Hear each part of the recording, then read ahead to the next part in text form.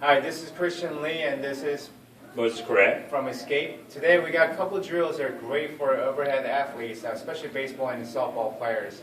We're going to go into proper carries, and we'll discuss some miscues by trainers as well too to look out for. All right, so we're going to start the farmer's carry first. Okay. So this is your baseball carries. This is where we start people. It's a great core strengthening exercise. Just basically to do it, he's going to sit back and lift the weights with a deadlift while keeping his shoulders down and back. Okay. So now with that cue, oftentimes when we talk about shoulders down and back, people go into extension, hyperextension of the mid back, and start to feel these inner back, and that would not be good. That's not healthy. Nor does it make the exercise effective. We're taking it off the core, we're putting it onto the lumbar spine, thoracic spine. Instead, we just want your shoulders, basically your head, shoulders, your hips over your heels. We want them stacked in order to make this carry effective. Then from there, we want the abs braced as if you were going to get punched.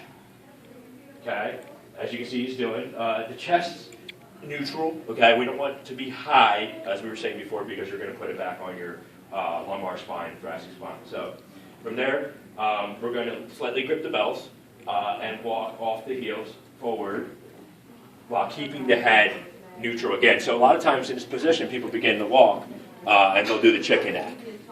We want to avoid that. We just want your head right over your rear end and over your heels. So think about stacking your weight and pressing it down into the floor.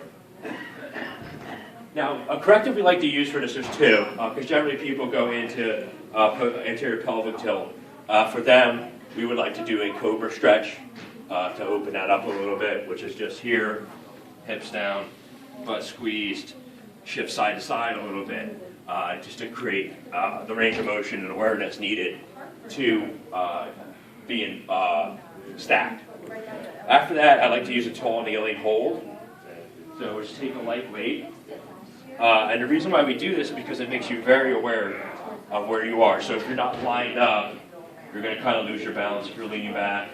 Or if you're forward, again, you're going to kind of lose your balance. So we'll just load you with a rack carry in that position, keeping tight again, looking straight ahead, and in neutral position.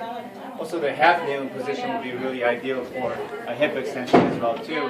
So make sure that your athletes are able to get your hips underneath of your spine so that you can be in a nice tall position rather than be in a relaxed position here. So the same thing applies when you do the farmer's carry. Make sure you get your nice hip extended as well too. The next carry you want to go over is a bottoms up carry.